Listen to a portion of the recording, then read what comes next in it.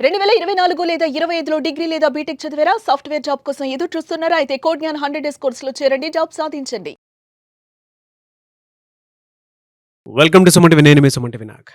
ఇంట్లో గనక మనం జనరల్‌గా చూస్తే ఒక ఆడపిల్ల, మగపిల్లాడు ఉంటే ఆడపిల్లకి పెళ్లి చేసి పంపించేటప్పుడు కట్నం ఇచ్చేస్తే మళ్ళీ ఆస్తిలో వాటా ఇవ్వాల్సినటువంటి అవసరం ఉంటుందా? అండ్ కొంతమంది జనరల్‌గా ఇళ్లల్లో గనక మనం చూస్తే గొడవలు పడుతూ ఉంటారు. ఆల్రెడీ నీకు కట్నం కింద ఇంత ఇచ్చాం గదా!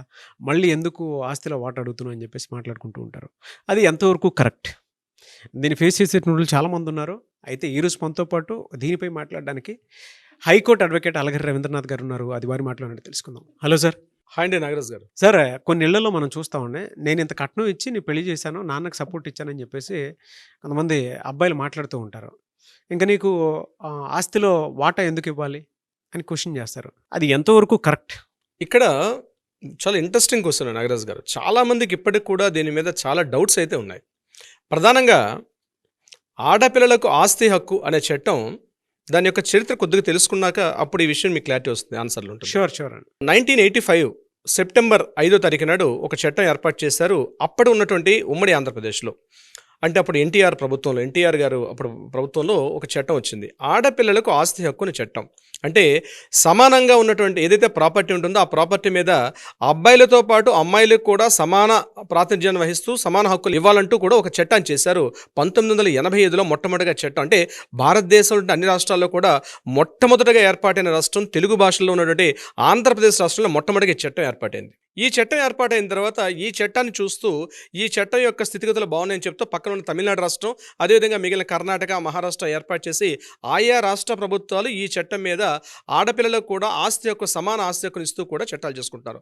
అయితే దీని మీద రకరకాల రాష్ట్ర ప్రభుత్వాలు రకరకాల చట్టాలు చేసుకున్నప్పటికీ కూడా రకరకాల తీర్పులు వెలువరించారు. కానీ 2005 మార్చి 8న మరొక చట్టం వచ్చింది, సెంట్రల్ గవర్నమెంట్ తీసుకున్న చట్టం. అది అంటే ఏదైతే ఆ రోజు ఆంధ్రప్రదేశ్ రాష్ట్ర ప్రభుత్వం తీసుకుంటే ఏదైతే చట్టం ఉందో అదే చట్టాన్ని ఉదహరిస్తూ ఆడపిల్లలకు కూడా సమాన ప్రాతినిధ్యాన్ని వహిస్తూ యావత్ భారతదేశంలోని అన్ని రాష్ట్రాల్లో కూడా దీన్ని ఇంప్లిమెంట్ చేయాలని చెప్తూ 2005లో మరొక చట్టం ఏర్పాటు చేశారు.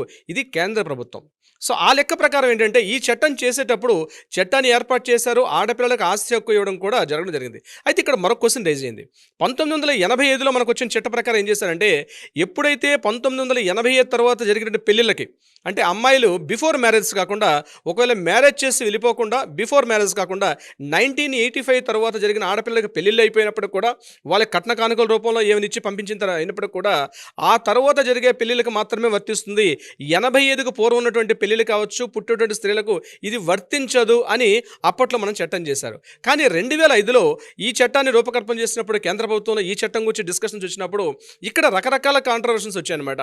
అంటే ఎప్పటి నుంచి తీసుకోవాలి, చట్టం ఏర్పాటు చేస్తాం బాగుంది, ఇది ఆడపిల్లల యొక్క ఆస్తి యొక్క చట్టం ఎప్పటి నుంచి ఇవ్వాలి అంటే 2005కు పూర్వం ఇవ్వాలా, లేదా 2005 తర్వాత పుట్టిన వాళ్ళకి ఇవ్వాలా, ఎప్పటి నుంచి తీసుకోవాలనే విషయం మీద రకరకాల చర్చలు ఇవ్వడం జరిగింది.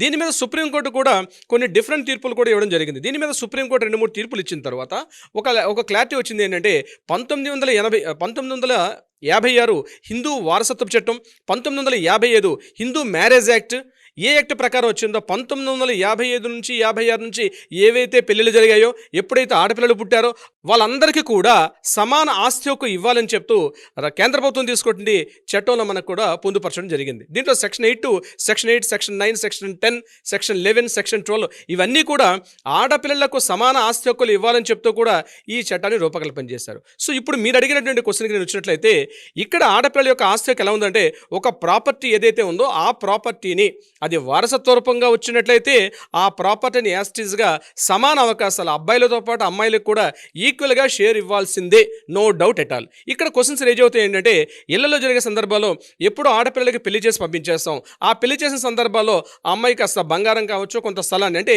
ఏదైతే ప్రాపర్టీ ఉంటుందో ఆ ప్రాపర్టీని అమ్మి ఆ వచ్చిన సొమ్ముతోటి పెళ్లి చేసి ఆ అమ్మాయికి పెళ్లి చేశాం కాబట్టి ఇప్పుడు మేము పంచుకున్నటువంటి వాటాల్లో భాగంగా ఆ అమ్మాయికి మేము వాటా ఇవ్వమని చెప్తూ కూడా కోర్టు కేసులకు వస్తున్న సందర్భాల్లో చాలా సందర్భాలు జరుగుతూ ఉంటాయి.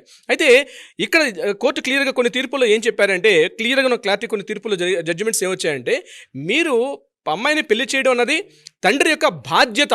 ఈ సెంటెన్స్ గుర్తుపెట్టుకోండి, అమ్మాయి యొక్క పెళ్లి చేయడం అన్నది తండ్రి యొక్క బాధ్యత కాబట్టి అది ప్రాపర్టీ అమ్మి చేశారా, ఇతరత్ర అప్పు చేసి పెట్టారా అనే కారణం కాకుండా పెళ్లి చేయడం బాధ్యత కాబట్టి అన్ని చేసిన తర్వాత కూడా మిగిలిన ఏదైతే ప్రాపర్టీ ఉంటుందో, కట్నం ఇచ్చి చేసినా ఇంకొకటి చేసినప్పుడు కూడా ఇది యాక్చువల్గా ఇక్కడ ఏదైతే ఉన్నటువంటి భాగపంపకాల్లో అమ్మాయికి కూడా పూర్తి హక్కులు వర్తిస్తాయి అని చెప్తూ చట్టం చేయడం జరిగింది. దాని మీద కోర్టు కూడా తీర్పులు ఉన్నాయి దీని మీద సంబంధించి. అంటే ఒకవేళ మేము కట్నం ఇచ్చాం, కొంత బంగారాన్ని ఇచ్చాం, స్థలాన్ని అమ్మాం, ఆ స్థలాన్ని అమ్మాయికి రాసిచ్చేసాం, కట్నానికి ఎగ్నిస్ట్గా కట్నాన్ని అమ్మాయికి రాసిచ్చాం కాబట్టి ఇప్పుడు భాగపంపకాల్లో అమ్మాయికి ఆస్తి హక్కు లేదు అనడం మాత్రం తప్పు. ఖచ్చితంగా ఎటువంటి రకాలుగా ఏ రకంగా చేసినప్పుడు కూడా, ఏ రకమైనటువంటి అంటే ప్రాపర్టీ షేర్ చేసినప్పుడు కూడా తప్పనిసరిగా ఆ ప్రాపర్టీ మీద అమ్మాయికి ఆస్తి హక్కు ఉన్నది.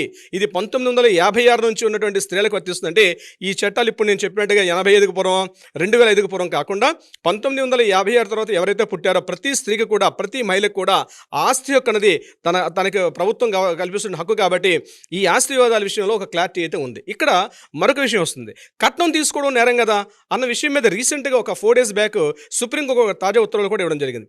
దాంట్లో ఏం చెప్పారంటే కట్నం ఇవ్వడం నేరమా, కట్నం తీసుకోవడం నేరం పక్కన పెడితే కట్నాన్ని ఆశించడం అంటే క్రూరత్వం కిందకి రాదు, క్రూయల్టీ కిందకి రాదు అని చెప్తూ ఒక తీర్పునిచ్చారు.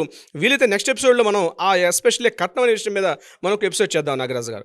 సో ఫైనల్గా చెప్పేది ఏంటంటే ఆస్తి హక్కు అబ్బాయితో పాటు అమ్మాయికి కూడా పెళ్లి చేసి పంపించిన తర్వాత కూడా వాళ్ళ పిల్లలకు కూడా, అమ్మాయి యొక్క పిల్లలకు కూడా ఆస్తి హక్కు అన్నది మనకు ప్రభుత్వం కల్పిస్తున్నటువంటి చట్టాల్లో ఒక భాగం. కాబట్టి ప్రతి ఒక్కరు కూడా దీని యొక్క హక్కుని వినియోగించుకోవచ్చు. దీని మీద చాలా కేసులు ఏర్పడుతున్నాయి ఈ కాంట్రడిక్షన్స్ వల్ల. అయినప్పటికీ కూడా కొన్ని తీర్పుల్ని మనం ఉద్ధరిస్తూ కూడా, వాటిని జడ్జిమెంట్ కాపీస్ మనం ఉద్ధరిస్తూ కూడా కేసు గెలిచే అవకాశం కూడా ఉంది నాగరాజు గారు. కొంతమంది ఇళ్లలో ఎలా ఉంటుందంటే ఉమ్మడి కుటుంబాలు కదా, నోరు తెరిచి మాట్లాడలేరు. బట్ ఈ వీడియో చూసిన తర్వాత డెఫినెట్గా వాళ్ళు క్వశ్చన్ చేస్తేనే తెలుస్తుంది అంటే ఎలా వెళ్తే బాగుంటుంది అనేటువంటి దాని మీద. అలాంటి వాళ్ళు మీ అపాయింట్మెంట్ తీసుకొని అప్రోచ్ అయ్యి వాళ్ళకి కావాల్సినటువంటి లీగల్ రైట్స్ ప్రకారం వాళ్ళ ఆస్తిని వాళ్ళు పొందాలి అని అంటే మీ అపాయింట్మెంట్కి సంప్రదించవచ్చా? తప్పనిసరిగా నాగరాజు గారు, కింద స్క్రోల్ అవుతున్న నెంబర్ని కాంటాక్ట్ చేయగలిగితే మన లీగల్ టీం వాళ్ళకి అప్రోచ్ అవుతారు. అప్రోచ్ అయ్యి ఎవరైతే డీటెయిల్స్ కాంటాక్ట్ చేస్తారో వాళ్ళ డీటెయిల్స్ కూడా చాలా గోప్యంగా, చాలా రహస్యంగా కూడా ఉంచుతారు. మీ డీటెయిల్స్ తోటి, మీ దగ్గర ఉన్న డాక్యుమెంట్స్ తోటి ఈ లీగల్ టీం అప్రోచ్ అయితే డెఫినెట్గా కావాల్సిన సలహా సంప్రదింపులతో పాటు న్యాయ సలహా, న్యాయం దిశగా కూడా పరిష్కారం అయ్యే విధంగా కూడా పరిష్కారం చూపుతారు Nagaraju garu. Anyways thank you అండి. Thank you so much Alagiri Ravindranath garu. Thank you so much Nagaraju garu. చూసారు కదండి వీడియో. ఈ వీడియోపై మీ అభిప్రాయాన్ని కమెంట్ బాక్స్లో పోస్ట్ చేయండి. ముఖ్యంగా మీరు కనుక అలగిరి రవీంద్రనాథ్ గారి అపాయింట్మెంట్ కోసం సంప్రదించాలనుకుంటే స్క్రీన్ మీద మీకు కాంటాక్ట్ నెంబర్ కనిపిస్తుంది. దాన్ని మీరు కాల్ ఆర్ మెసేజ్ వాట్సాప్ చేసి వెంటనే అపాయింట్మెంట్ బుక్ చేసుకోండి. ఈ వీడియో లైక్ చేయండి, షేర్ మాత్రం తప్పకుండా చేయండి. ఇలాంటి మరిన్ని వీడియోస్ కోసం మా ఛానల్ ఫాలో అవ్వండి. Thank you. సుమన్ టీవీలో మీ పర్సనల్ అండ్ బిజినెస్ ప్రమోషన్స్ కోసం కింది నెంబర్కి కాంటాక్ట్ చేయండి.